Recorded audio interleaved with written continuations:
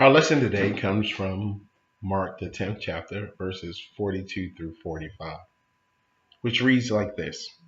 Jesus called them together and said, "You know, those who are regarded as rulers of the Gentiles lord it over them, and their high officials exercise authority over them.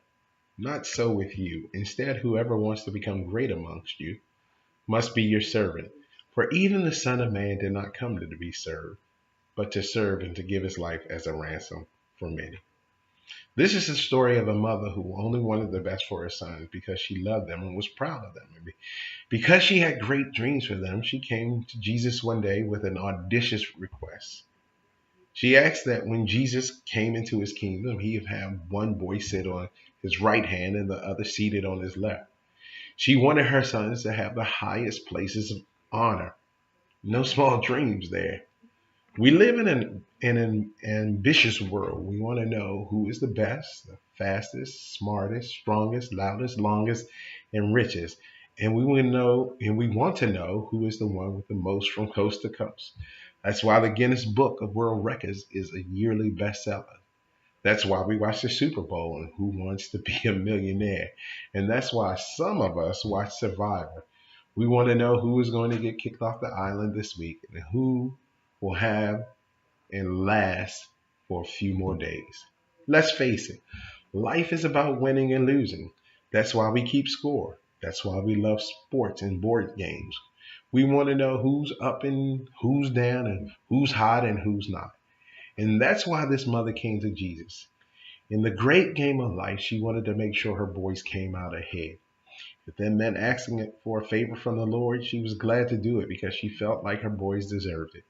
She had big dreams and her sons had large ambitions. And despite what you may think, ambition in and of itself is not evil. If you don't have any ambition, why bother getting out of bed in the morning? You might as well roll over and sleep away the day. Ambition is merely a strong desire regarding the future. As such, it can be positive or negative, good or bad, righteous or evil. It can be very useful if we are ambitious for the right things. You see, this passage is part of a longer lesson on misguided ambitions. In this chapter, James and John, the sons of Zebedee, have asked Jesus to let them sit on his right hand and on his left hand in heaven. The setting of our text is crucial. This event, which is recorded by both Matthew and Mark, occurs near the end of Jesus' ministry. In fact, it takes place about a week before the crucifixion as Jesus and his disciples are walking towards Jerusalem. These are the final action-packed days as the clock ticks down towards the climax of Jesus' public ministry. While Jesus is coming to grips with the bloody death that looms before him, his top men are angling for better seats in the kingdom. And who can blame them? Everyone wants to be somebody. We all want to be near the center of power. And we say, or at least we think, if I can't be somebody, let me be near someone who is somebody. That way we can bask in the reflected glow of greatness. It's easy to feel that knowing God entitles us to such preferential treatment too. We often say, "Lord, I'm your servant. You have to answer this prayer. Lord, I've been faithful to you. Now you've got to keep your end of the bargain." You see, this wasn't the first time the disciples had this conversation. And as Jesus is walking and as he's nearing Jerusalem for his final days, he predicted his impending death 3 times. After the first prediction, Peter rebuked him, saying, "Oh Lord, no, you can't die. I'll die for you." Only to be rebuked in return, Jesus proceeded to teach the crowd and the disciples, "Whoever wants to come after me, let him deny himself and take up his cross and follow me." After Jesus' second prediction of his death, the disciples argued about who was the greatest.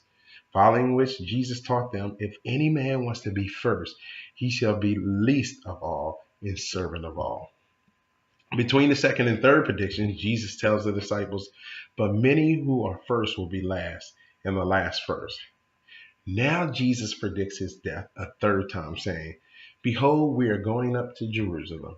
The Son of Man will be delivered to the chief priests and scribes. They will condemn him to death and will deliver him to the Gentiles. They will mock him, spit on him, scourge him, and kill him. But on the third day he will rise again." What a great message. If only the disciples had listened. Completely ignoring what Jesus had just said, James and John, the sons of Zebedee, asked for preferred seating in his glory. Jesus then tells his disciples, whoever you wants to become first among you shall be bondservant of all. And then Jesus even holds up his own sacrificial service as a model for all disciples. Jesus tells them that he did not come to be served, but he came to serve. And not only to serve, but to give his life as a ransom for many.